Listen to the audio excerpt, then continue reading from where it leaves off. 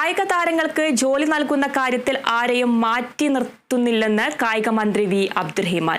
FIFA നിലവാരത്തിലുള്ള football stadium പണിയുന്നതിന് വേണ്ടി കാലിക്കറ്റ് സർവകലാശാല 35 ഏക്കർ ഭൂമി അനുവദിച്ചതായും കായിക മന്ത്രി നിയമസഭയെ അറിയിച്ചു. കായിക മേഖലയിൽ പുത്തൻ ഉണർവ് സമ്മാനിക്കുന്നതിന് വേണ്ടി കേരള ഫുട്ബോൾ അസോസിയേഷനുമായി ചേർന്ന് 600 കോടി രൂപയുടെ പദ്ധതിയാണ് നടപ്പിലാക്കാൻ ഉദ്ദേശിക്കുന്നത്. പദ്ധതി നടത്തിപ്പിനായി 35 ഏക്കർ ഭൂമി കാലിക്കറ്റ് സർവകലാശാല അനുവദിച്ചു. അതേസമയം കേരള ഹോക്കി അസോസിയേഷനെതിരെ രൂക്ഷ വിമർശനമാണ് മന്ത്രി അബ്ദുറഹിമാൻ നിയമസഭയിൽ ഉന്നയിച്ചത്.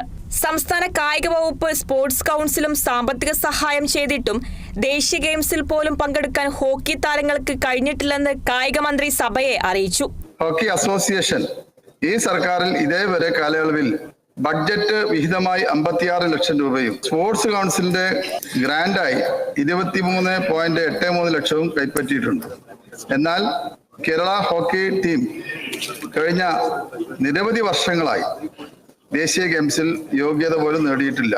ഹോക്കിയുടെ വികസനത്തിനായി 76 ലക്ഷം രൂപ കൈപ്പറ്റിയെന്നും മന്ത്രി പറഞ്ഞു. 2016 മുതൽ 2019 വരെ 240 കായിക താരങ്ങൾക്ക് സംസ്ഥാന സർക്കാർ ജോലി നൽകി. മെഡൽ നേടുന്ന കായിക താരങ്ങളെ സർക്കാർ ജോലിക്കായി പരിഗണിക്കുന്നുണ്ടെന്ന് കായിക മന്ത്രി സഭയെ അറിയിച്ചു. സംസ്ഥാനത്തെ ഉന്നത വിദ്യാഭ്യാസ മേഖലയിലെ പരീക്ഷാ സമ്പ്രദായം പൊളിച്ചെഴുതുമെന്ന് ഉന്നത വിദ്യാഭ്യാസ മന്ത്രി ആർ ബിന്ദു നിയമസഭയെ അറിയിച്ചു. അധ്യാപനം, മൂല്യനിർണ്ണയം ഉൾപ്പെടെയുള്ളവയിൽ മാറ്റം വരും. വിദ്യാർത്ഥികൾക്ക് സ്വയം പഠിക്കാനുള്ള അവസരം ഒരുക്കുമെന്നും മന്ത്രി പറഞ്ഞു. അധ്യാപനം, പഠനം, പരീക്ഷാ മൂല്യനിർണ്ണയം തുടങ്ങിയ രീതികളിലൊക്കെ സമൂലമായ മാറ്റങ്ങളാണ് നിർദ്ദേശിക്കുന്നത്. വിദ്യാർത്ഥികൾക്ക് സെൽഫ് ലേണിംഗ്, സ്വയം പഠനത്തിന് കഴിയുന്ന വിധത്തിലും എക്സ്പീരിയൻഷ്യൽ ലേണിംഗിന് സാധ്യമാകുന്ന വിധത്തിലുമാണ് ഇപ്പോൾ കാര്യങ്ങൾ ചിട്ടപ്പെടുത്തുന്നത്. അവശേഷിക്കുന്ന നെൽവയലുകൾ സംരക്ഷിക്കേണ്ടത് ആവശ്യമാണെന്നും 1 ഇഞ്ച് നിലം പോലും നികത്താൻ സർക്കാർ അനുവദിക്കില്ലെന്നും കൃഷിമന്ത്രി പി പ്രസാദ് സഭയിൽ പറഞ്ഞു.